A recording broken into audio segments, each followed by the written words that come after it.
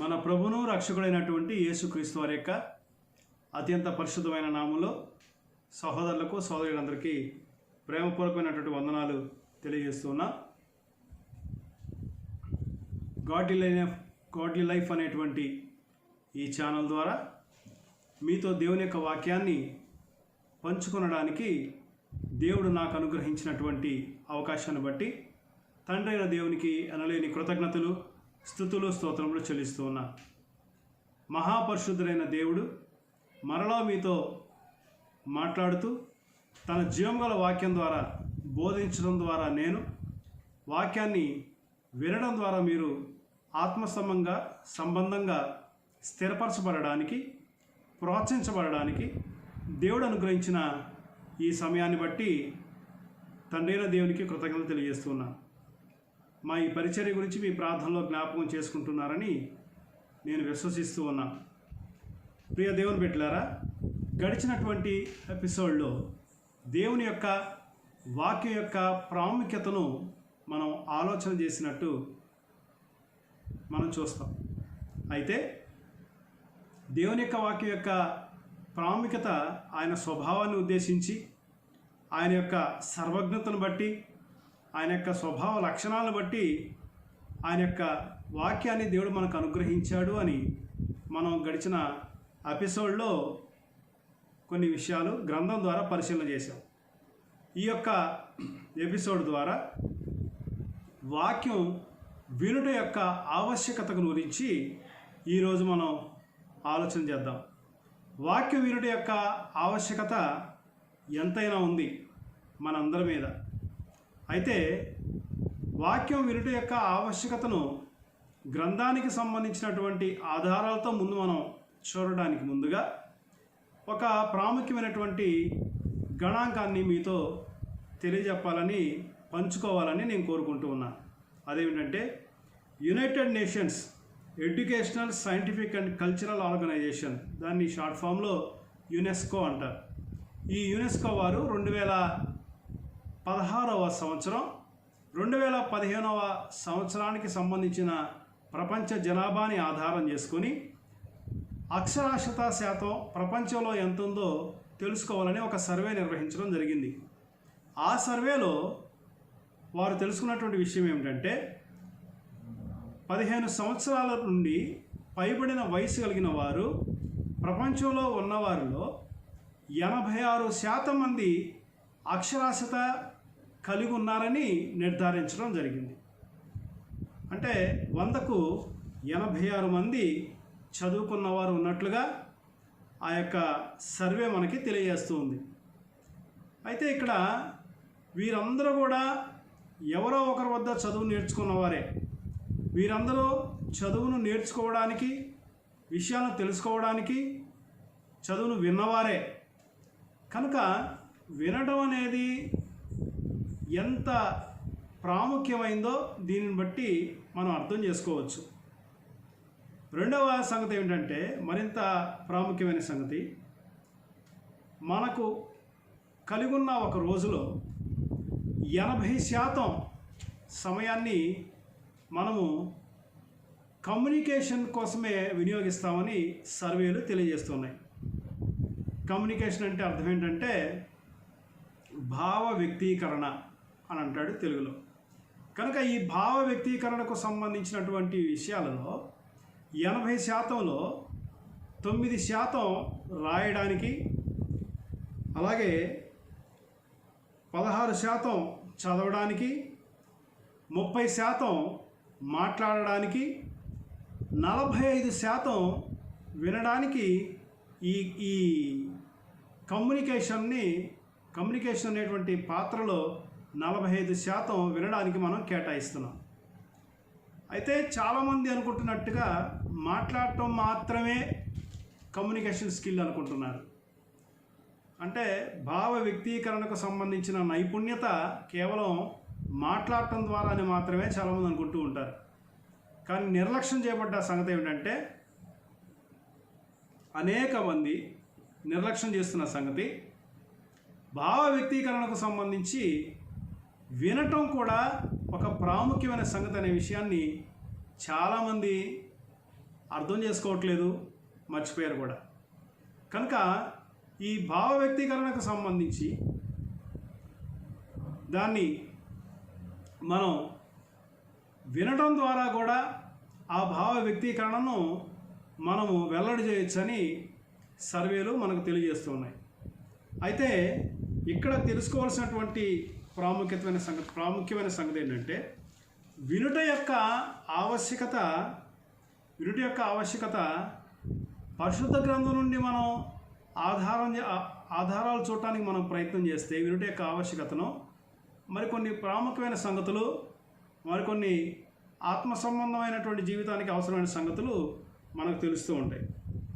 కాబట్టి నాకు చాలామంది అనుకుంటున్నట్టుగా నాకు చదవటం బాగా వచ్చు, కాబట్టి నేను మాతృభాషలో ఎక్కువగా సాధన చేసిన వ్యక్తిని, లేక ఇతర భాషల్లో ఎక్కువ సాధన చేసిన వ్యక్తిని, నాకు బాగా చదవటం వచ్చు కాబట్టి, నేను నిష్ణాతుడిని కాబట్టి నాకు ఎవరు చెప్పవలసిన అవసరం లేదు, బోధించవలసిన అవసరం లేదు, నేను చదువుకొని నన్ను నేను ఆత్మీయంగా బలపరుచుకుంటాను అని మాట్లాడేవారు చాలామంది మన ప్రక్కలోనే ఉంటారు.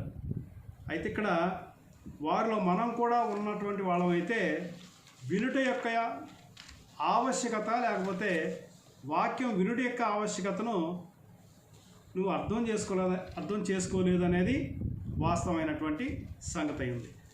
గ్రంథం వెలుగులో వాక్యం వినుట యొక్క ఆవశ్యకతను కొద్ది నిమిషాలు మనం పరిశీలన చేద్దాం.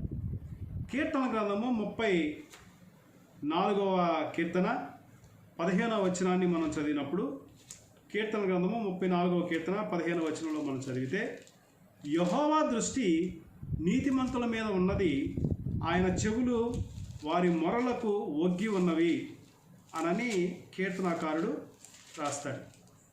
కనుక దేవుని యొక్క దృష్టి నీతిమంతుల మీద ఉందట, ఆయన చెవులు వారి యొక్క ప్రార్థనల వైపు ఉన్నాయి అనేటువంటి సంగతిని తెలియజేశాడు.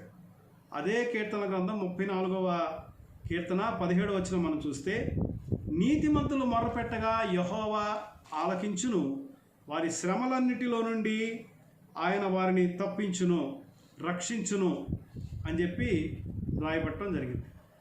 అంటే దేవుడు నీతిమంతులు మొర్రపెట్టగా ఆయన వింటున్నాడని, విన్నటువంటి దాన్ని బట్టి ఆయన స్పందిస్తూ వారి రక్షణ కొరకు దేవుడు చర్యలు తీసుకుంటాడని గ్రంథం మనకి తెలియజేస్తుంది. కీర్తన గ్రంథము 34 అధ్యాయము 15-17 వచనాల్లో ఈ సంగతి మనకి తెలియజేయబడింది. ఆదికాండము 17వ అధ్యాయంలో ఒక విశ్వాసికి సంబంధించినటువంటి ఒక సంగతి మనం చూస్తాం. ఆదికాండం 17వ అధ్యాయం అంటే సహజంగానే మనకు గుర్తొచ్చేటువంటి వ్యక్తి అబ్రహాము గారు. ఆదికాండం 17వ అధ్యాయము 18-20 వచనాలు మనం చదివినప్పుడు అబ్రహాము మాట్లాడుతున్నటువంటి విషయాన్ని మనం గమనిద్దాం. అబ్రహాము, ఇష్మాయేలు నీ సన్నిధిన బ్రతుకును అనుగ్రహించుము అని దేవునితో చెప్పగా, దేవుడు, నీ భార్య అయిన శారా నిశ్చయముగా నీకు కుమారుని కలును, నీవు అతనికి ఇస్సాకును పేరు పెట్టుదువు, అతని తర్వాత అతని సంతానం కొరకు నిత్య నిబంధనగా నా నిబంధనను అతనితో స్థిరపరచెదను.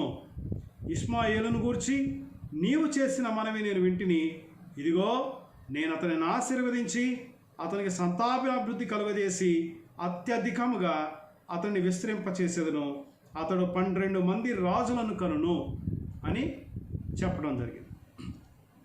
అంటే దేవుడు అబ్రహామును శారాను ఆశీర్వదించి కుమారుని ఇస్తాను అని చెప్పిన తర్వాత అబ్రహాము నవ్వి 100 ఏండ్ల వానికి సంతానము కలుగునా అని మాట్లాడిన తర్వాత అబ్రహాం ఏమంటాడంటే ఒక రిక్వెస్ట్ చేశాడు. అప్పటికే తనకు ఒక బిడ్డ ఉన్నాడు, హాగరుకు అబ్రహాంకు జన్మించినటువంటి బిడ్డ, అతను ఇష్మాయేలు.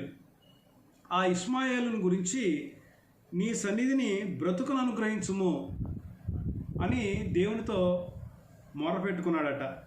అప్పుడు దేవుడే అంటున్నాడు, ఇష్మాయేలు గురించినటువంటి విషయంలో దేవుడే అబ్రహాముతో మాట్లాడుతూ ఉన్నాడు. 20వ వచనంలో ఇష్మాయేలును గురించి నీవు చేసిన మనవి నేను వింటిని అని అన్నాడు దేవుడు. అంటే దేవుడు అబ్రహాం చేసిన మనవిని, అబ్రహాం చెప్పినటువంటి మాటను దేవుడు విన్నాడు. విని అబ్రహాం యొక్క కోరికను మన్నించి ఇష్మాయేలుకు సంబంధించి మరొక ఏర్పాటును చేసినట్టుగా మనం చూస్తాం. ఆదికాండము 25వ అధ్యాయము 20వ వచనము 21వ వచనం మనం చదివినప్పుడు అబ్రహాము కుమారుడైనటువంటి ఇస్సాకుకు సంబంధించినటువంటి కొన్ని సంగతులను అక్కడ చెప్పడం జరిగింది. ఆదికాండము 25వ అధ్యాయము 20వ వచనం నుంచి 21వ వచనం వరకు. ఇస్సాకు పద్దనరాములో నివసించు సిరియావాడైన బెతూయేలు కుమార్తెయను, సిరియావాడైన లాబాను సహోదరి అయిన రెబ్కాను పెళ్లి చేసుకున్నప్పుడు 40 సంవత్సరముల వాడు. ఇస్సాకు భార్య గొడ్రాలు గనుక అతడు ఆమె విషయమై యెహోవాను వేడుకొనెను. యెహోవా అతని ప్రార్థన వినెను గనుక అతని భార్య అయిన రెబ్కా గర్భవతి ఆయను అన్నాడు. ఇస్సాకు తన భార్య అయినటువంటి రెబ్కా విషయంలో వివాహమైన తర్వాత 20 సంవత్సరాల వరకు బిడ్డలు పుట్టలేదు. 60వ సంవత్సరంలో దేవుడు జ్ఞాపకం చేసుకున్న తర్వాత ఇస్సాకు రెబ్కాకు 2 బిడ్డలు కలిగినట్టుగా గ్రంథం మనకి తెలియజేస్తుంది. కనుక దేవుడు ఇస్సాకు చేసినటువంటి మనవిని ఆయన వేడుకున్నటువంటి వేడుకోలును దేవుడు విన్నాడు. విని ఆయన స్పందించినట్టుగా మనం చూస్తాం. అంటే ఎందుకు స్పందించాడు? విని దేవుడు ఏ విషయంలో స్పందించాడు? అబ్రహాం కుమారుడైనటువంటి ఇస్సాకు యొక్క భార్య విషయంలో ఇస్సాకుకు ఉన్నటువంటి వేదనను ఆయన తీర్చడానికి దేవుడు ముందుకు వచ్చినట్టుగా మనం చూస్తాం. నిర్గమకాండము 2వ అధ్యాయము 23, 24 వచనాలు మనం చదివితే, నిర్గమకాండము 2వ అధ్యాయము 23, 24 వచనాలు చదివినప్పుడు మరొక సంగతి మనకు అర్థమవుతుంది. అలాగున అనేక దినములు జరిగిన మీదట ఐగుప్తు రాజు చనిపోయెను. ఇశ్రాయేలీలు తాము చేయుచున్న వెట్టి పనులను బట్టి నిట్టూర్పులు విడుచుచు మొరపెట్టుచుండగా తమ వెట్టి పనులను బట్టి వారు పెట్టిన మొర దేవుని యొద్దకు చేరెను. కాగా దేవుడు వారి మూలుగును విని అబ్రహాము, ఇస్సాకు, యాకోబులతో తాను చేసిన నిబంధనను జ్ఞాపకము చేసుకునేను అని అందులో రాయబడి ఉంది. కనుక ఇశ్రాయేలీలు వారికి కలిగినటువంటి వెట్టి పనిని బట్టి వారు మూలుగుతూ ఉంటే, బాధపడుతూ ఉంటే, వారి మూలుగును దేవుడు, పరలోకమందున్న దేవుడు విన్నాడు అని గ్రంథం మనకి తెలియజేస్తుంది. ఇస్సాకు విషయంలో దేవుడు రెబ్కాకు సంబంధించి ఆయన మనవి విన్నాడు. అబ్రహాం విషయంలో దేవుడు ఇష్మాయేలుకు సంబంధించి ఆయన మొర విన్నాడు. అలాగే కీర్తన గ్రంథంలో నీతిమంతుల యొక్క ప్రార్థనలు వినడానికి ఆయన చెవులు వారి వైపు ఉన్నవి అని లేఖనాలు చదువుతుండగా మనకు అర్థమవుతున్న సంగతి. కనుక దేవుడు వింటూ ఉన్నాడు, ఆయన స్పందిస్తూ ఉన్నట్టుగా మనం చూస్తాం. నిర్గమకాండము 5వ అధ్యాయంలో మరొక ప్రాముఖ్యమైన సంగతి ఉంది. 5వ అధ్యాయము 2వ వచనం మనం చదివినప్పుడు ఇక్కడ మోషే అహరోన్లు ఫరో వద్దకు వెళ్ళి ఫరోతో మాట్లాడుతున్న సందర్భంలో మోషే అహరోన్లు మాట్లాడిన తర్వాత ఫరో రాజు ఇచ్చినటువంటి స్పందనను మనం చూస్తాం. ఏంటి ఆ స్పందన? ఫరో అంటున్నాడు 2వ వచనంలో, నేను అతని మాట విని ఇశ్రాయేలీలను పోనిచ్చుటకు యెహోవా ఎవడో? నేను యెహోవాను ఎరుగను, ఇశ్రాయేలీలను పోనీయనెను అన్నాడు. అంటే అసలు యెహోవా ఎవడో నాకు తెలియదు. చాలా అహంకారపూర్వకంగా మాట్లాడినట్టుగా మనం చూస్తాం. యెహోవా ఎవడో అన్నాడు ఫరో రాజు. నిర్గమకాండము 5వ అధ్యాయము 25వ అధ్యాయము 2వ వచనంలో ఈ మాట చూస్తాం. నిర్గమకాండము 7వ అధ్యాయంలో 14 నుంచి 17 వచనాలు మనం చదివినప్పుడు కొన్ని సంగతులు ఇక్కడ కనిపిస్తాయి, చూద్దాం. డైరెక్ట్గా మనం 17 వచనంకి వెళ్ళిపోతాం, సమయం లేదు కాబట్టి. ఇక్కడ ఏమన్నాడంటే 16-17 వచనాలు చూస్తే, అతని చూచి అరణ్యమందు నన్ను సేవించుటకై నా ప్రజలను పోనిమని ఆజ్ఞాపించుటకు గాను హెబ్రీయుల దేవుడైన యెహోవా నన్ను నీ యొద్దకు పంపెను. నీవు ఇది వరకు వినకపోతివి. కాగా యెహోవా ఆజ్ఞ ఏదనగా, నేను యెహోవానని దీనిని బట్టి నీవు తెలుసుకుందవని యెహోవా చెప్పుచున్నాడు. ఇదిగో, నా చేతిలో ఉన్న ఈ కర్రతో నేను ఏటి నీటిని కొట్టుదును, అది రక్తముగా మార్చబడును అని లేఖనంలో రాయబడి ఉంది. కనుక ఫరో అహంకారపూర్వకంగా మాట్లాడిన మాటను దేవుడు విన్నట్లుగా మనం చూస్తాం. అహంకారపూర్వకంగా మాట్లాడాడు ఫరో. యెహోవా ఎవడన్నాడు, ఒక మనుషుని వలె నేను అతనిని ఎరుగను అని ఫరో మాట్లాడినట్టుగా చూస్తాం. దేవుడు నీటిని రక్తముగా మార్చడం ద్వారా నేనే యెహోవాను అనే సంగతిని నువ్వు తెలుసుకుంటావు అని ఫరో రాజుతో దేవుడు చెప్పమన్నట్టుగా మనం చూస్తాం. అంటే ఏంటి? ఫరో అనిన మాటలను దేవుడు విన్నాడు, ఆయన ప్రతిస్పందిస్తున్నాడు అనేది ఇక్కడ మనం ప్రాముఖ్యంగా అర్థం చేసుకోవాల్సినటువంటి సంగతి ఉంది. నిర్గమకాండము 16వ అధ్యాయము 1 నుంచి 2 వచనాలు మనం చదివితే, నిర్గమకాండము 16వ అధ్యాయము 1 నుంచి 2 వచనాల్లో డైరెక్ట్గా 2వ వచనం చదివేద్దాం మనం. ఆ అరణ్యములో, అంటే సీను అరణ్యానికి వెళ్ళారు వాళ్ళు ఇశ్రాయేలీలు. ఆ అరణ్యములో ఇశ్రాయేలీల సమాజమంతయు మోషే అహరోనుల మీద సణిగెను అని అంటారు. ఇశ్రాయేలీలు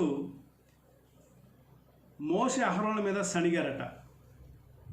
ఏం లేదని సణిగారంటే, మాకు మాంసం లేదని, అది లేదు ఇది లేదు, ఐగుప్తు దేశంలోనే మాకు అన్నీ సమకూరాయని, ఐగుప్తు దేశంలో మేము సమృద్ధిగా తిన్నామన్నట్టుగా ఇశ్రాయేలీలు మోషే అహరోనుల మీద సణిగినట్టుగా మనం చూస్తాం.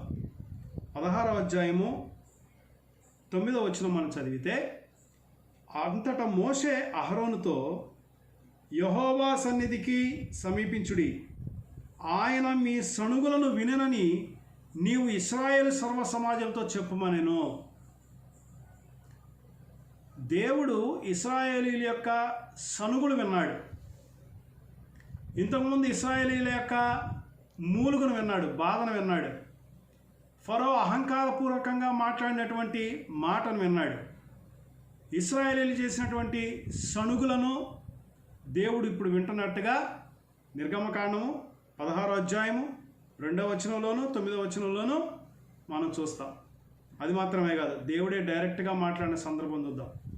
నిర్గమకాండం 16వ అధ్యాయము 11, 12 వచనాలు చదివితే, అప్పుడు యెహోవా మోషేతో ఇట్లా, నేను ఇశ్రాయేలీల సణుగులను వింటిని అన్నాడు దేవుడు. కనుక ఇశ్రాయేలీల సణుగులు విన్నాడు దేవుడు.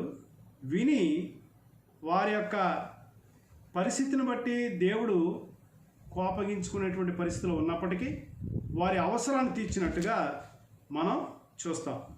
నిర్గమకాండము 22వ అధ్యాయము 22-23 వచనాల్లో దేవుడు చెప్పిన మరొక ప్రాముఖ్యమైన మాటను ఇప్పుడు మనం చూడబోతున్నాం. నిర్గమకాండము 22వ అధ్యాయం 22-23 వచనాలు. ధర్మశాస్త్రం ఇస్తూ దేవుడు ఇశ్రాయేలుకు చెప్పినటువంటి ఒక ప్రాముఖ్యమైనటువంటి సంగతి, విధవరాలినైనను దిక్కులేని పిల్లలనైనను బాధ పెట్టకూడదు. వారు నీ చేత ఏ విధముగానైనా బాధ నుండి నాకు మొర పెట్టిన ఎడల నేను నిశ్చయముగా వారి మొర విందును అని ఇశ్రాయేలీయులతో దేవుడు తన ధర్మశాస్త్రాన్ని ఇస్తూ ధర్మశాస్త్రంలో ఒక ఆజ్ఞగా దీనిని పెట్టినట్టుగా మనం చూస్తాం. కాబట్టి విధవరాలైనా కానీ దిక్కులేని వారైనా కానీ ఎవరైనా వారి చేత బాధించబడితే దేవుడు అంటాడు, నేను వారి మొర నిశ్చయముగా నేను విందును అని చెప్పాడు. చెప్పిన తర్వాత ఏమంటాడంటే దానికి స్పందన గురించి మాట్లాడాడు. నా కోపాగ్ని రగులుకొని మిమ్మల్ని కత్తి చేత చంపించదను, మీ భార్యలు విధవరాండ్రగుదురు, మీ పిల్లలు దిక్కులేని వారగుదురు అన్నాడు. అంటే మీకు ఆ బాధ తెలిసేటట్టుగా నేను వ్యవహరిస్తానని దేవుడు స్పష్టంగా చెప్పాడు. కాబట్టి దేవుడు విధవరాలు ప్రార్థన చేసినా కానీ లేకపోతే దిక్కులేని బిడ్డలు ప్రార్థన చేసిన, దేవునికి మొరపెట్టుకున్న దేవుడు వింటాడని, ఆయన స్పందిస్తాడని మనకు అర్థమవుతుంది. మనం ప్రతి ఉదాహరణని ఆలోచన చేస్తూ ముందుకెళ్తూ ఉంటే దేవుడు ప్రతి సందర్భంలో ఆయన విన్నట్టుగా, స్పందించినట్టుగా మనం చూస్తాం. అలాగే రాజుల మొదటి గ్రంథము 8వ అధ్యాయము 22 నుంచి 53 వచనాలు చదివినప్పుడు సొలొమోను దేవాలయాన్ని నిర్మించిన తర్వాత, సొలొమోను దేవాలయాన్ని నిర్మించటం పూర్తయిన తర్వాత దేవునికి ప్రార్థన చేస్తూ దేవాలయానికి కావలసిన ప్రాముఖ్యతను గురించి దేవునికి మొర్ర పెట్టుకున్నప్పుడు దేవుడు అంటాడు, నా సముఖమందు చేసిన ప్రార్థనా విన్నపములను నేను అంగీకరించితే అని దేవుడు చెప్పినట్టుగా చూస్తాం. కనుక దేవుడు వింటాడు, దేవుడు ఖచ్చితంగా వింటాడనేది మనం ఇక్కడ అర్థం చేసుకోవాల్సినటువంటి సంగతి ఉంది. అంటే అబ్రహాము విషయంలో విన్నాడు, ఇస్సాకు విషయంలో విన్నాడు దేవుడు. అలాగే ఫరో అహంకారపూర్వకంగా మాట్లాడిన సంగతి విన్నాడు. ఇశ్రాయేలు యొక్క మూలుగును విన్నాడు, ఇశ్రాయేలు యొక్క సణుగులను దేవుడు విన్నాడు. అలాగే సొలొమోను యొక్క ప్రార్థనను దేవుడు విన్నాడు. విధవరాలు ప్రార్థన చేస్తే, దిక్కులేని వారు ప్రార్థన చేస్తే నేను విని స్పందిస్తానని దేవుడే స్పష్టంగా చెప్పడం జరిగింది. కాబట్టి దేవుడు వింటాడు, ఆయన స్పందిస్తాడు అనేది ఇక్కడ మనం అర్థం చేసుకోవాల్సినటువంటి అత్యంత ప్రాముఖ్యమైనటువంటి సంగతి.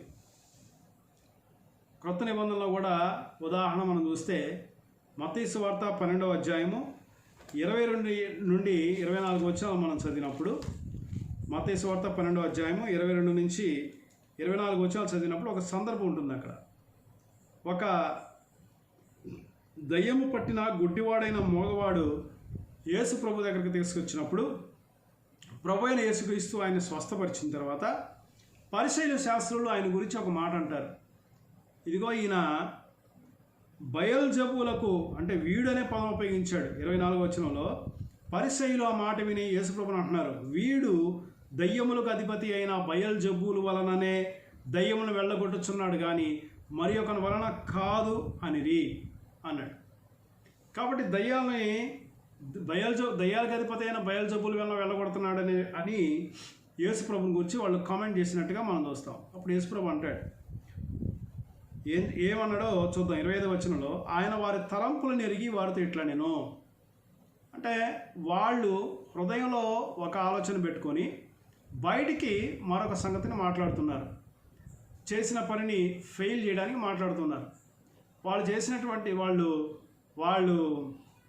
మాట్లాడిన మాట ఏమిటంటే, హృదయంలోనేమో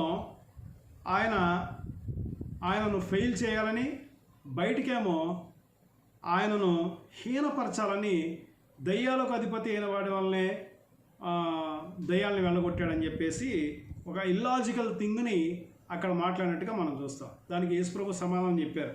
అంటే వాళ్ళ హృదయంలో ఉన్న సంగతులను యేసుప్రభు ఎరిగి వాళ్ళ మాటలను విని హృదయంలో ఉన్న సంగతులను తలంపులను కూడా తెలుసుకొని యేసుప్రభు ఏమంటాడంటే, మత్తయి సువార్త 12వ అధ్యాయము 36వ వచనం మనం చదివితే, నేను మీతో చెప్పున్నదేమనగా మనుషుల పలుకు ప్రతి వ్యర్థమైన మాటను గురించి విమర్శ దినమున లెక్క చెప్పవలసి ఉండును అన్నాడు.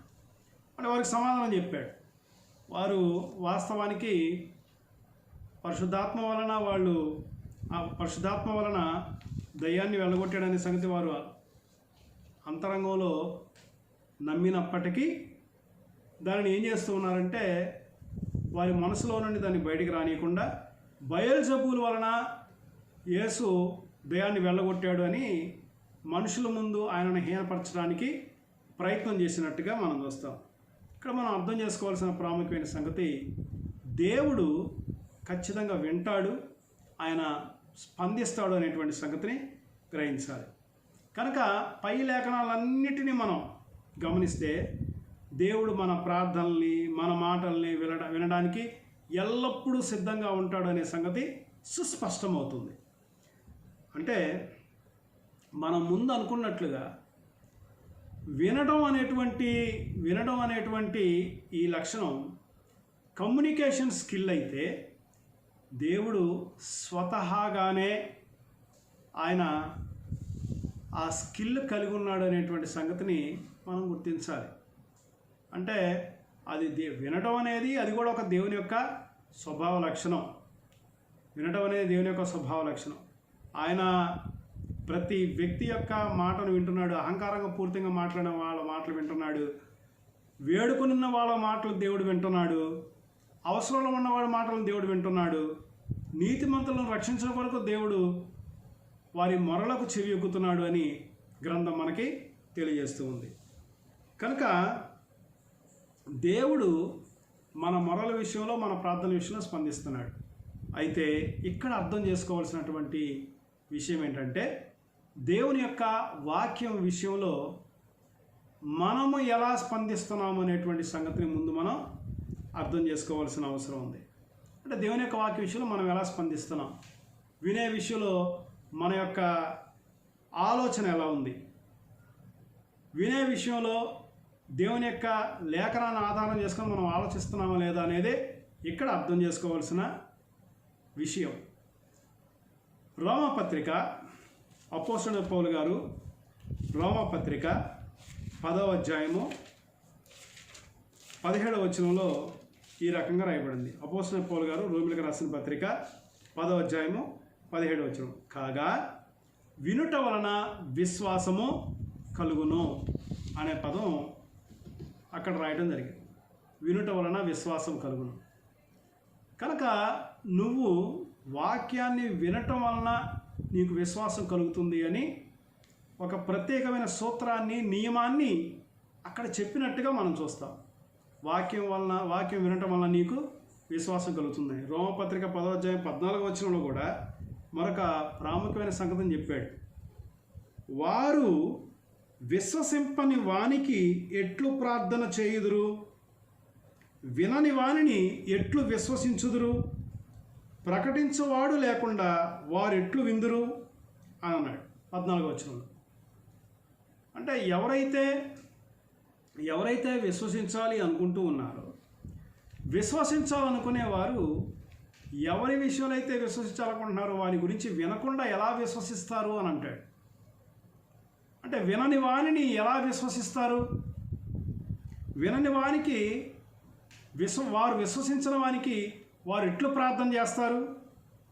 కాబట్టి వినడానికి నువ్వు ముందుకు రావాల్సిన అవసరం ఉంది. ఎందుకనంటే నువ్వు విశ్వాసంతో బ్రతకగలగడానికి వాక్యాన్ని వినటమే ఒక ప్రాముఖ్యమైన ఆధారమైన సంగతి అయి ఉంది.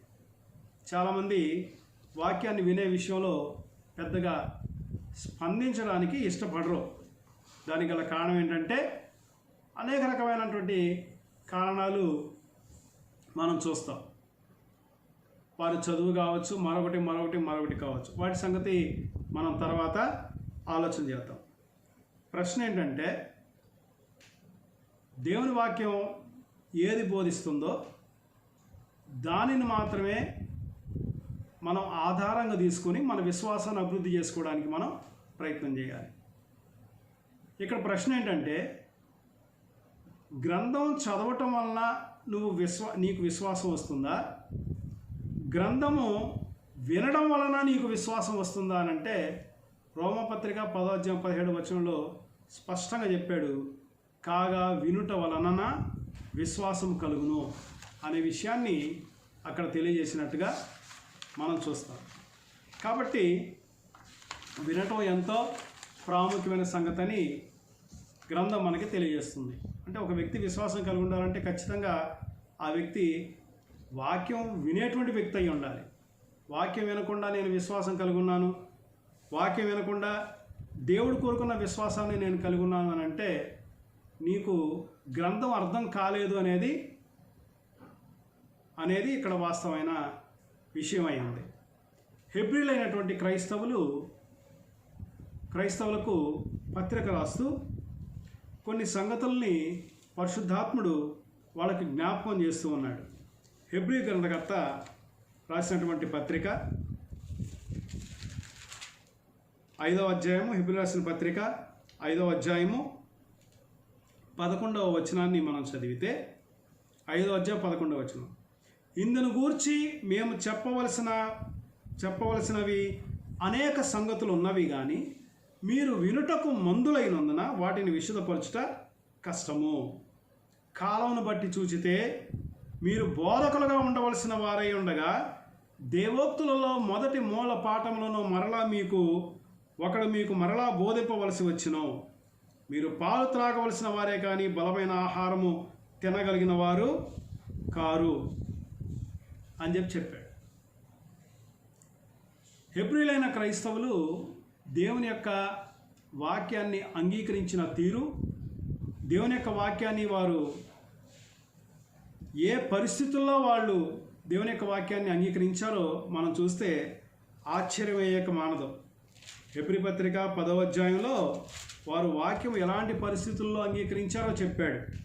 10వ అధ్యాయం 32వ వచనంలో, అయితే మీరు వెలిగింపబడిన మీదట శ్రమతో కూడిన గొప్ప పోరాటము సహించిన పూర్వపు దినములు జ్ఞాపకం తెచ్చుకునుడి.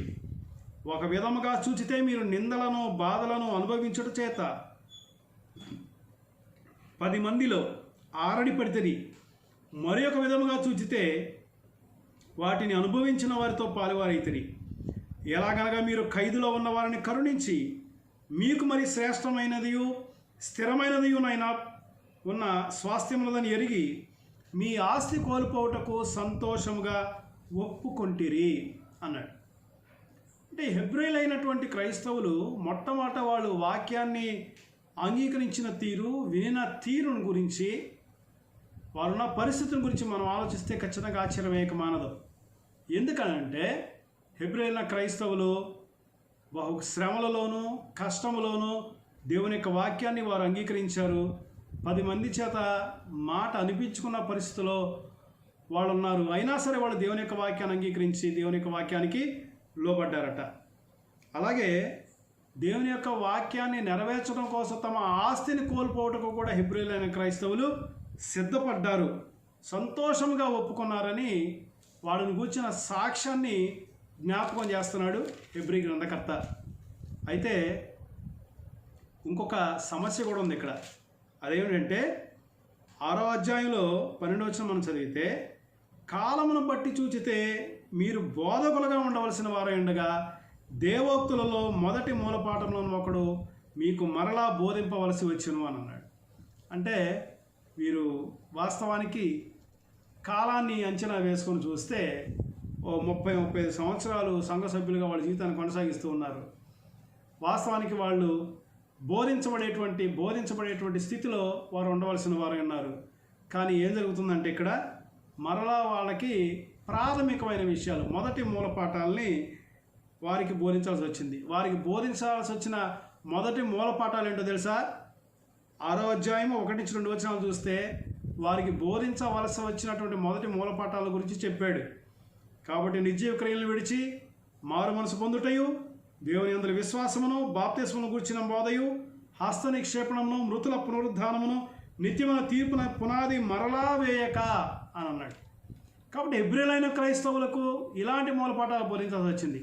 బాప్తిస్మం అంటే ఏంటి, మృతుల పునరుద్ధానం అంటే ఏంటి, హస్త నిక్షేపణ అంటే ఏంటి, మారు మనసు పొందడం అంటే ఏంటి, దేవుని యందు విశ్వాసం అంటే ఏంటి అనేటువంటి సంగతులను మరలా బోధించాల్సిన అవసరం ఏర్పడింది. దానికి కారణం ఏంటంటే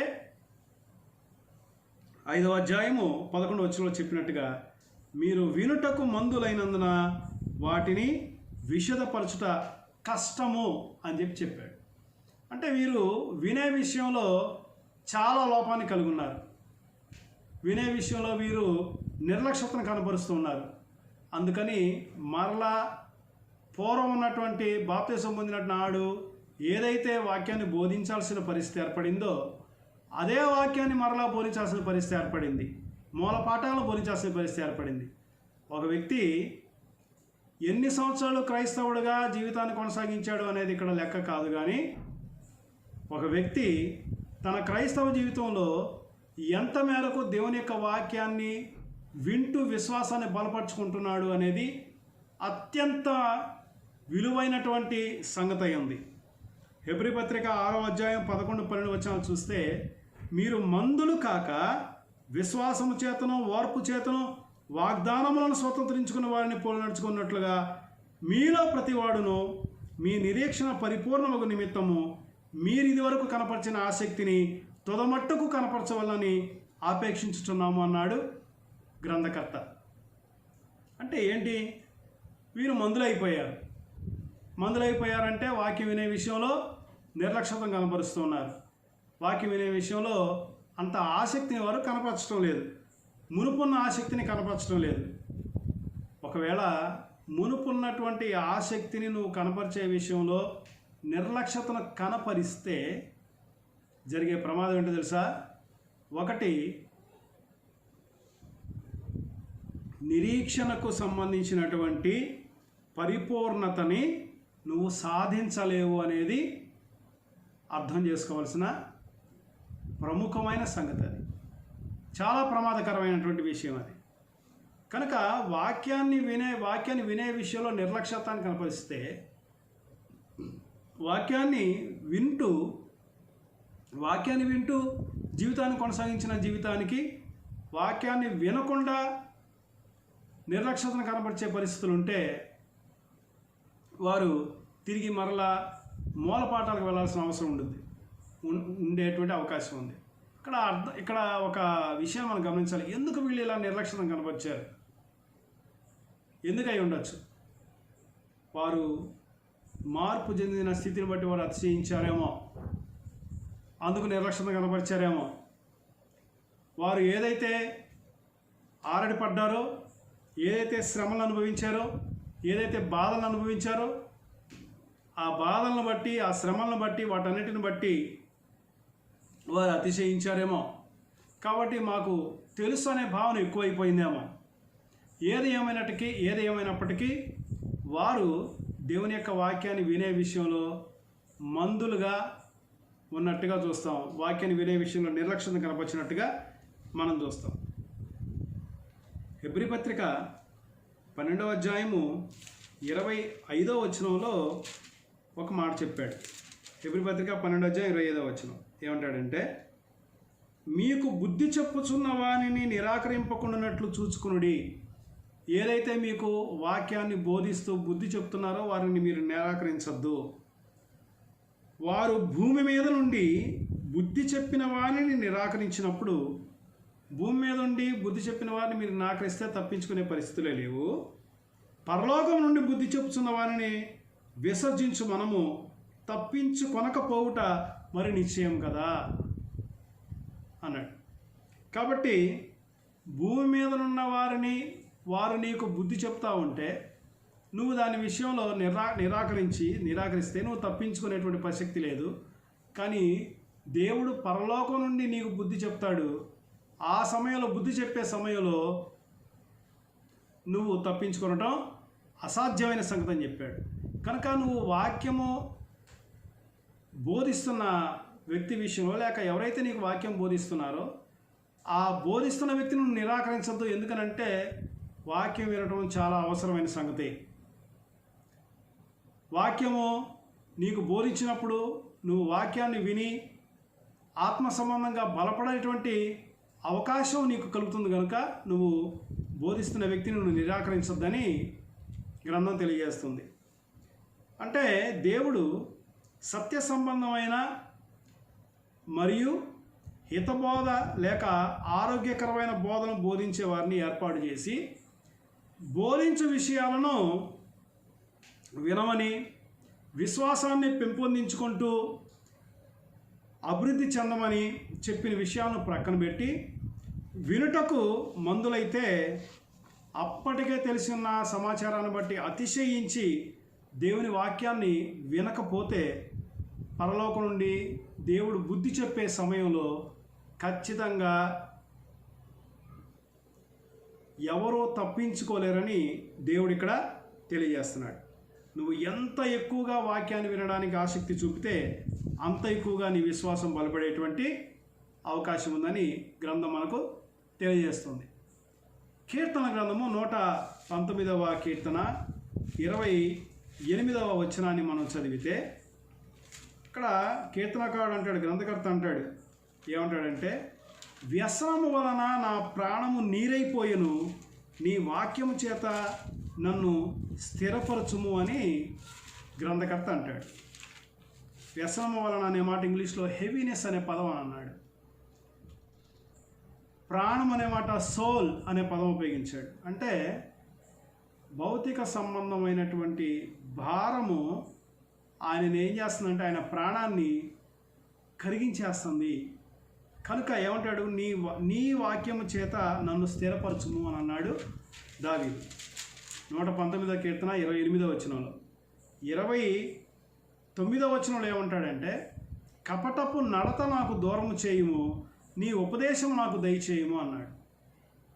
కనుక తన యొక్క క్యారెక్టర్ కాపాడుకోవడానికి, తన యొక్క క్యారెక్టర్ని కపటమైన ఆయన నడత అంటే జెన్యూన్గా ఉండేటువంటి స్థితిని నాకు దయచేయి, కపటపు నడతను నాకు దూరం చేయి, అందుకు నీ ఉపదేశం నాకు దయచేయము అని అన్నాడు. ఉపదేశం దయచేయము అని దావీదు దేవుణ్ణి అడిగేటువంటి క్రమం ఎలా ఉంటుందో మనం చూద్దాం. 119వ కీర్తన 27వ వచనం మనం చదివినప్పుడు, నీ ఉపదేశము నాకు బోధింపుము అని అన్నాడు. దావీదుకి ప్రత్యేకంగా చదువుకోవడానికి అవకాశం లేదా? ఉంది. కానీ దావీదు ఏమంటాడంటే, నేను కపటపు నడత నడవకుండా ఉండడానికి నీ ఉపదేశాన్ని నాకు బోధించు, నీ వాక్యాన్ని నాకు బోధించు అని దేవుడితో అంటున్నాడు. నేను వ్యసనం వలన లేకపోతే భౌతికమైన భారం వలన నేను పూర్తిగా భౌతికమైనటువంటి స్థితిగతుల్లోకి వెళ్ళిపోతూ ఉన్నాను. కాబట్టి నీ వాక్యం చేత నన్ను స్థిరపరచుము అంటాడు దావీదు.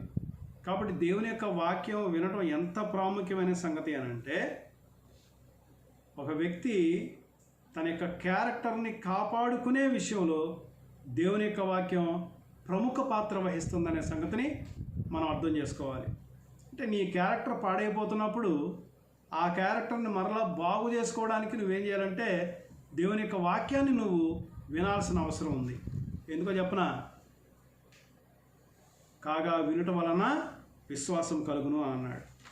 అపోస్తలుడైన పేతురు గారు రాసిన మొదటి పత్రిక 2వ అధ్యాయము 2 నుంచి 3 వచనాలు మనం చదివినప్పుడు ఒక ప్రాముఖ్యమైన విషయం చెప్పాడు. అక్కడ కూడా, ప్రభువు దయాళుడని మీరు రుచి చూచి ఉన్న ఎడల సమస్తమైన దుష్టత్వమును, సమస్తమైన కపటమును, వేషధారణను, అసూయను, సమస్త దూషణ మాటలను మాని క్రొత్తగా జన్మించిన శిశువులను పోలిన వారై నిర్మలమైన వాక్యమును పాలవలన రక్షణ విషయంలో ఎదుగు నిమిత్తము ఆ పాలను ఆపేక్షించుడి అన్నాడు. ఈ లేఖనాన్ని వారికి చెప్పడానికి ముందుగా పేతురు గారు పత్రికలో 1వ అధ్యాయము 22వ వచనంలో ఏమన్నాడంటే, మీరు క్షయబీజము నుండి కాక శాశ్వతమగు జీవము గల దేవుని వాక్య మూలంగా జన్మించిన వారు కనుక, అంటే మీరు జన్మించడమే దేవుని యొక్క వాక్య మూలంగా మీరు జన్మించారు, రక్షణ పొందారు.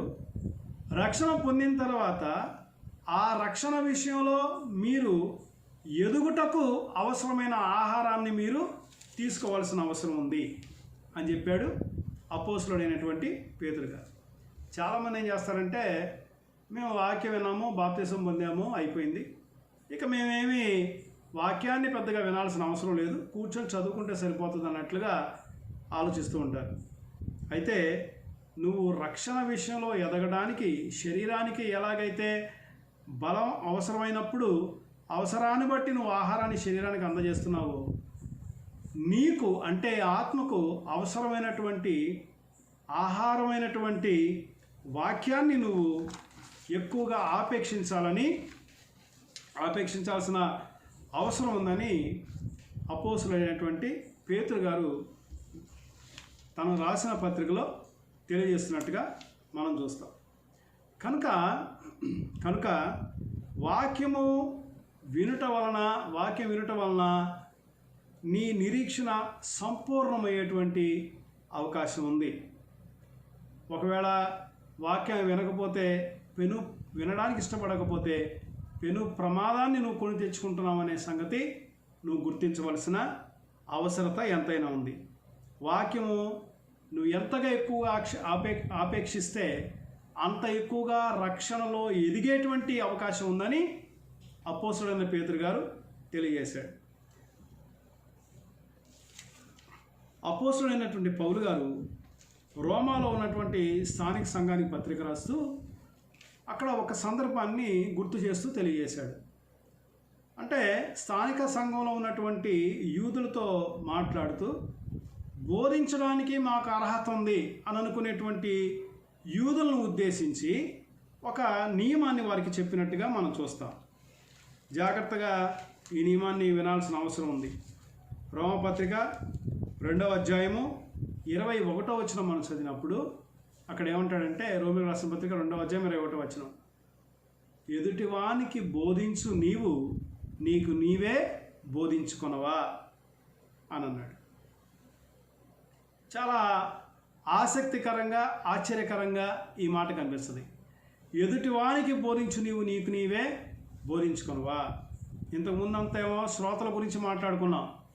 ఇప్పుడేమో ఎవరైతే వాక్యాన్ని బోధిస్తూ ఉన్నాడో ఆ బోధించేటువంటి వ్యక్తికి సంబంధించి బోధించడానికి మాకు అర్హత ఉందనేటువంటి అనుకుంటున్న వ్యక్తుల గురించి మాట్లాడుతూ, వాస్తవం చెప్పాలంటే అక్కడ యూదుల గురించి రాయబడిన సంగతి అది. అయినప్పటికీ దాన్ని మనకి అప్లై చేసుకుంటే నిజమే, ఎదుటివారికి బోధిస్తున్నటువంటి వారు తమకు తాము బోధించుకోవాల్సినటువంటి అవసరం ఉంది. బోధించడానికి ముందు దేవుని యొక్క వాక్యాన్ని లేక ప్రశస్తమైనటువంటి దేవుని యొక్క ధర్మాన్ని బోధిస్తున్నటువంటి వ్యక్తికి ముందుగా నీకే ఆ బోధ అని పరిశుద్ధాత్ముడు రాయించినట్టుగా మనం చూస్తాం. బోధిస్తున్నప్పుడు ముందు బోధకుడు తనకు తాను అన్వయించుకుంటూ బోధన చేయాలి. అంటే అర్థం ఏంటంటే, వాక్యాన్ని బోధించేటువంటి వ్యక్తికి, వాక్యాన్ని బోధించే ఆ స్వార్థికుడికి మొదటి శ్రోత ఎవరు అని అంటే తనే మొదటి శ్రోత. తను వాక్యాన్ని బోధించేటువంటి ఆ వ్యక్తికి తనే మొదటి శ్రోత. అంటే ఎదుటివానికి బోధిస్తున్న నీకు నువ్వు బోధించుకుంటూ ఎదుటివారికి బోధించడానికి ప్రయత్నం చేయాలని చెప్పాడు. ఒకవేళ బోధించే విషయంలో అది నాకు కాదు ఎదుటివారికి మాత్రమే అని అనుకుంటే అలాంటి వారి గురించి కూడా ప్రభువైన యేసుక్రీస్తు ఒక ఉదాహరణ చెప్పారు.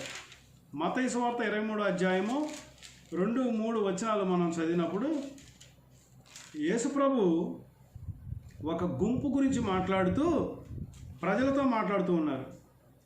అప్పుడు యేసు జనసమూహములతోనూ తన శిష్యులతోనూ ఇట్లా నేను శాస్త్రులను పరిసయ్యులను మోషే పీఠమందు కూర్చుండువారు కనుక వారు మీతో చెప్పు వాటన్నిటిని అనుసరించి గైకొనుడి, అయినను వారి క్రియల చొప్పున చేయకుడి, వారు చెప్పుదురే కానీ చేయరు అని యేసుప్రభు చెప్పాడు.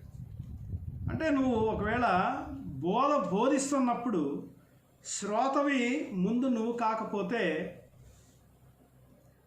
ఖచ్చితంగా అవమానాన్ని నువ్వు ఎదుర్కోవాల్సిన వ్యక్తివే.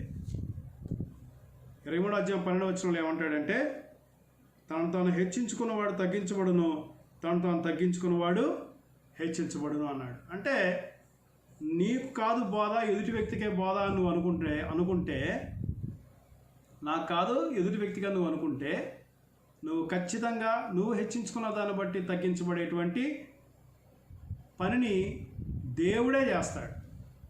కాబట్టి ఇక్కడ వాక్యాన్ని వినేటువంటి వారు కానీ వాక్యాన్ని బోధించేటువంటి వారు కానీ ఖచ్చితంగా వినడం ద్వారా వాక్యాన్ని బోధించినప్పుడు వినడం ద్వారా వాక్యాన్ని వారు పొందుకోగలగడానికి, అలాగే బోధించేటప్పుడు వారు వాక్యాన్ని వినడానికి బోధించేవారు ఆలోచన చేయాలని గ్రంథం మనకి తెలియజేస్తూ ఉంది. అయితే వినేవారికి బోధించేవారికి వీరికి ఎవరికైనా సరే అందరికీ మాదిరి ప్రభు అయినటువంటి యేసుక్రీస్తు. అందరూ ఆయన యొక్క అడుగుజాడల్లో నడవలసినటువంటి వారమై ఉన్నాం. కనుక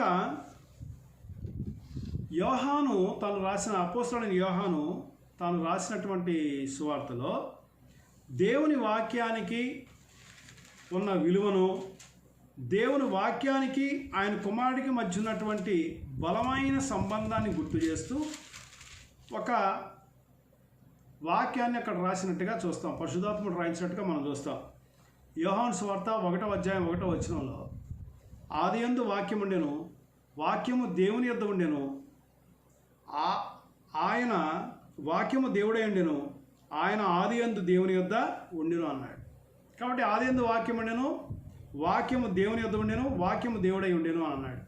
1వ అధ్యాయం 14వ వచనం చూస్తే, ఆ వాక్యమే శరీరధారి అయి, ఆ వాక్యము శరీరధారి అయి కృపా సత్య సంపూర్ణుడిగా మన మధ్య నివసించెను అని అన్నాడు. అంటే దేవుని యొక్క వాక్యానికి యేసు ప్రభువుకు మధ్య ఉన్నటువంటి అత్యంత గాఢమైనటువంటి సంబంధాల గురించి తెలియజేస్తూ స్పష్టంగా యోహాను గారు పరిశుద్ధాత్మ ప్రేరేపణతో ఈ సంగతుల్ని మనం అర్థం చేసుకోవాలని రాసినట్టుగా మనం చూడగలుగుతాం. కాబట్టి ఆ వాక్యము శరీరధారి అయి కృపా సత్య సంపూర్ణుడిగా మన మధ్య నివసించాడు. యోహాను సువార్త 7వ అధ్యాయము 16వ వచనంలో యేసు ప్రభువు మాట్లాడుతూ, ప్రభు యేసుక్రీస్తు వారు మాట్లాడుతూ ఏమంటున్నారంటే, అందుకు యేసు, నేను చేయు బోధ నాది కాదు, నన్ను పంపిన వానిదే అని అన్నాడు. కాబట్టి నేను చేసే బోధ నాది కాదు, కానీ వాస్తవానికి ఆయన ఆదియందు దేవుడై ఉన్నాడు, ఆయన దేవుని యొద్ద ఉన్నాడు, ఆయన దేవుడిగా ఉన్నాడు. అయితే ఇక్కడ యేసు ప్రభు ఏమంటాడట, నేను చేయి బోధ నాది కాదు, ఇది దేవుని యొక్క బోధ, ఇది దేవుని యొక్క వాక్యం అని చెప్పాడు. కాబట్టి ప్రభు అయిన యేసుక్రీస్తు చేసేటువంటి బోధను వినేవారి గురించి ప్రభు అయిన యేసుక్రీస్తు మాట్లాడుతూ కొన్ని ప్రాముఖ్యమైనటువంటి విషయాలను ఆయన చేస్తున్న బోధలో ఆయన చెప్పడం జరిగింది. ఏంటంటే యోహాను సువార్త 10వ అధ్యాయం 3వ వచనంలో, యోహాను సువార్త 10వ అధ్యాయం 3వ వచనం చదివినప్పుడు,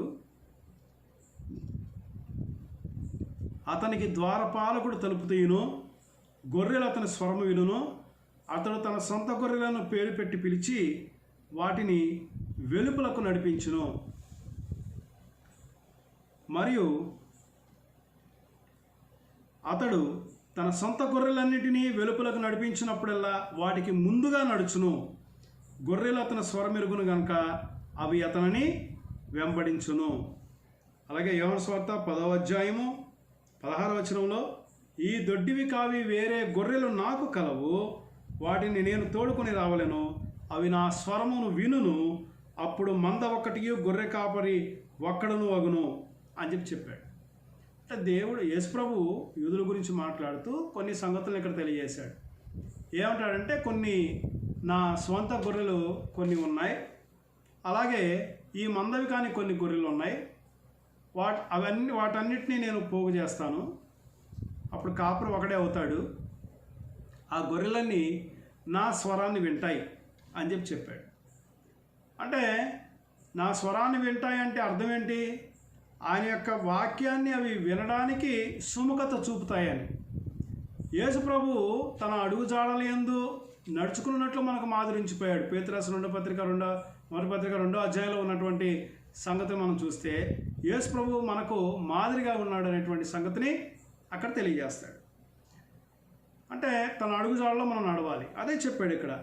ఏమంటాడు 4వ వచనంలో, 10వ అధ్యాయం 4వ వచనంలో, మరియు అతడు తన సొంత గొర్రెలన్నింటినీ వెలుపలకు నడిపించినప్పుడల్లా వాటికి ముందుగా నడుచును. ముందుగా నడిచేటువంటి ప్రభు అయిన యేసుక్రీస్తుని ఆయన స్వరాన్ని విని, ఆయన వాక్యాన్ని బట్టి ఆయన ఏ అడుగుజాడల్లో ముందుకెళ్ళాడో అదే అడుగుజాడల్లో మనము నడవవలసిన అవసరం ఉందని చెప్పాడు. ఇక్కడ గ్రహించవలసిన సంగతి ఏంటంటే, అసలు నువ్వు వాస్తవానికి స్వరాన్ని వినేటువంటి ఆలోచన నీకు లేకపోతే, ప్రభు యొక్క స్వరాన్ని వినేటువంటి ఆలోచన నీకు లేకపోతే ప్రభును నువ్వు ఏమి వెంబడించగలవు? ఆయన కృపాసత్య సంపూర్ణుడిగా, అంటే ఆ వాక్యము కృపాసత్య సంపూర్ణుడిగా మన మధ్య నివసించినని చెప్పి, ఆయన అన్ని విషయాల్లో మనకు మాదిరిగా ఉన్నాడు అని చెప్పి, నా గొర్రెలు నా స్వరం వింటాయని యేసుప్రభు చెప్పినప్పుడు నువ్వు నిజంగా యేసుప్రభుని అనుసరించేటువంటి వ్యక్తిగా ఆయన వాక్యాన్ని వినడానికి నువ్వు ఎంతగా సమయాన్ని కేటాయించగలుగుతున్నావు, ఎంతగా ఇష్టపడుతున్నావు ఆయన వాక్యాన్ని వినడానికి, ఆయన బోధన వినడానికి. ఆయన అడుగుజాడలో నడవాలంటే ఆయన బోధ వినాలి. ఆయన బోధ వినాలంటే ఆయన స్వరాన్ని నువ్వు గుర్తుపట్టాల్సిన అవసరం ఉంది. కనుక నువ్వు వాక్యాన్ని వింటేనే యేసు ప్రభు యొక్క అడుగుజాడల్లో ముందుకు నడవడానికి అవకాశం ఉంది. వాక్యాన్ని వింటేనే నువ్వు విశ్వాసాన్ని బలపరుచుకునేటువంటి అవకాశం ఉంది. అంతే తప్ప నాకు చదువుంది కాబట్టి నేను చదువుతాను కాబట్టి నేను విశ్వాసాన్ని బలపరచుకోగలనంటే అది కేవలం నీ అవివేకం మాత్రమే. అసలు వాస్తవానికి చెప్పిన నియమాన్ని ఎప్పుడు మర్చిపోకూడదు.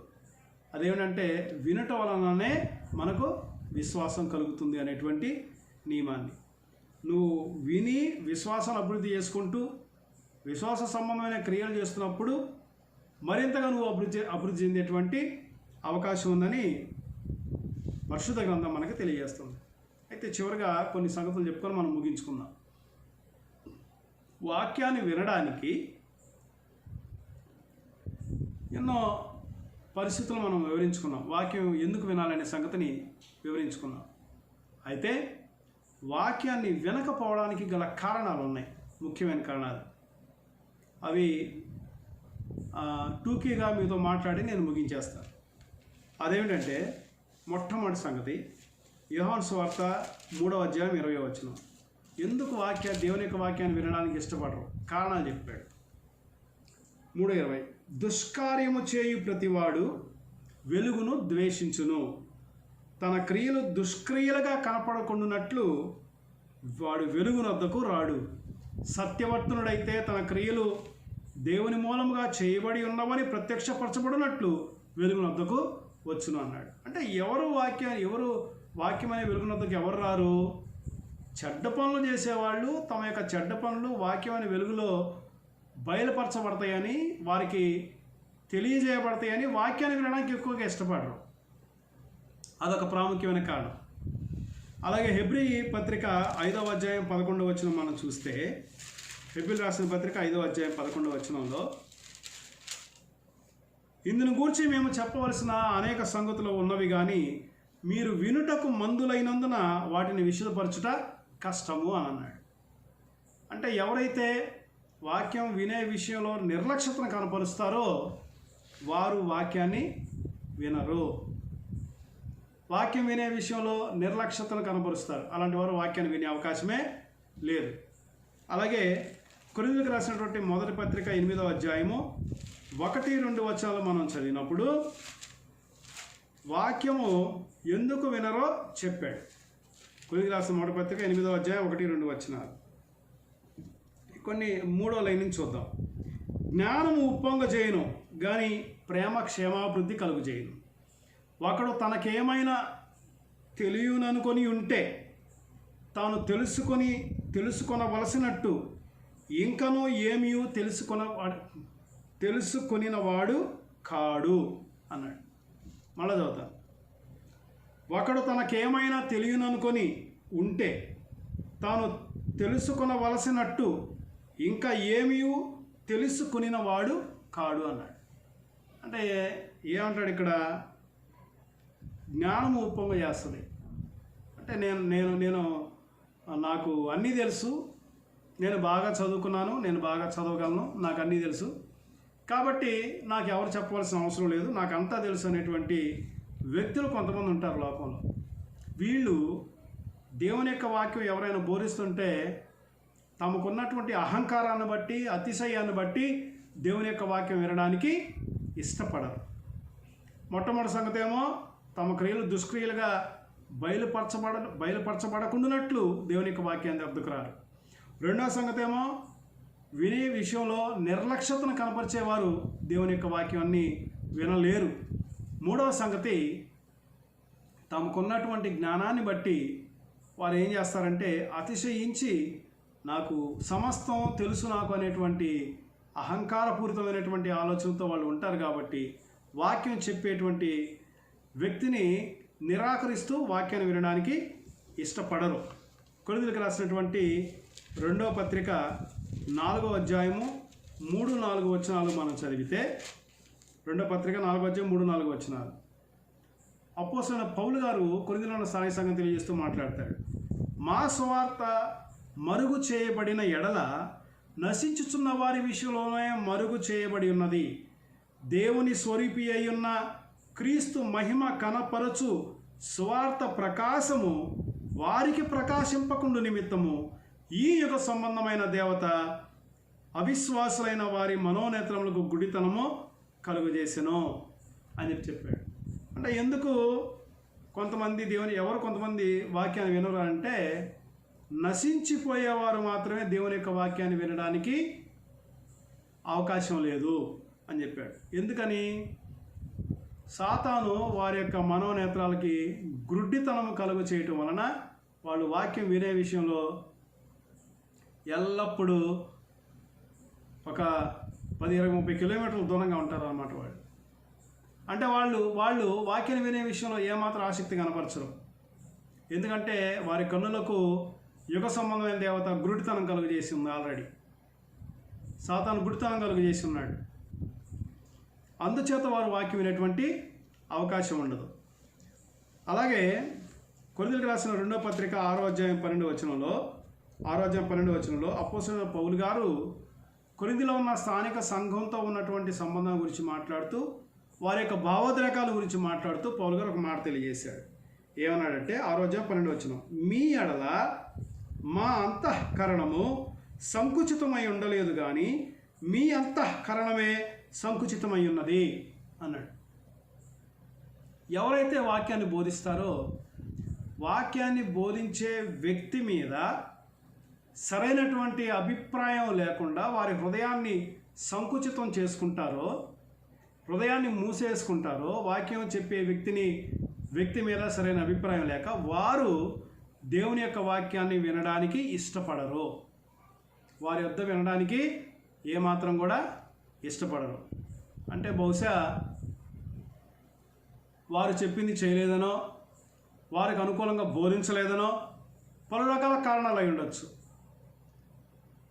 ఏ కారణమైనప్పటికీ చెప్పేటువంటి వ్యక్తి విషయంలో మీ అంతఃకరణము సంకుచితమై ఉంటే మీరు వాక్యాన్ని వినే విషయంలో ఎల్లప్పుడూ లోపం కలిగే జీవితాన్ని కొనసాగిస్తారు. ఎందుకంటే వాళ్ళ యొక్క చెప్పేటువంటి వాక్యాన్ని వారు వినడానికి వాళ్ళు ఇష్టపడరు.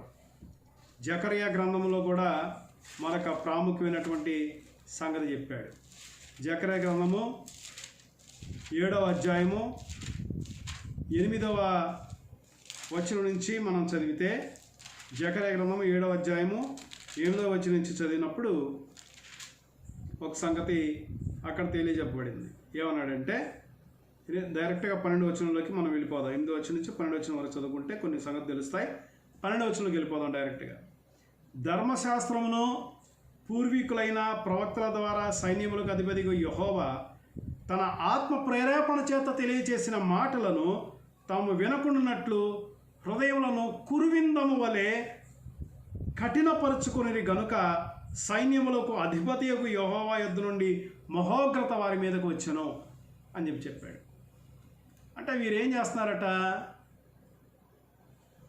పరిశుద్ధాత్మ ప్రేరేపణ చేత చెప్పబడిన సంగతులను వీరు వినట్లేదు, ప్రవక్తలను ప్రేరేపించి చెప్పిన సంగతులు వినటం లేదు, ధర్మశాస్త్రానికి సంబంధించిన సంగతులు వినట్లేదు. దానికి కారణం ఏంటంటే వారి హృదయాన్ని కఠినపరుచుకున్నారు అని చెప్పాడు.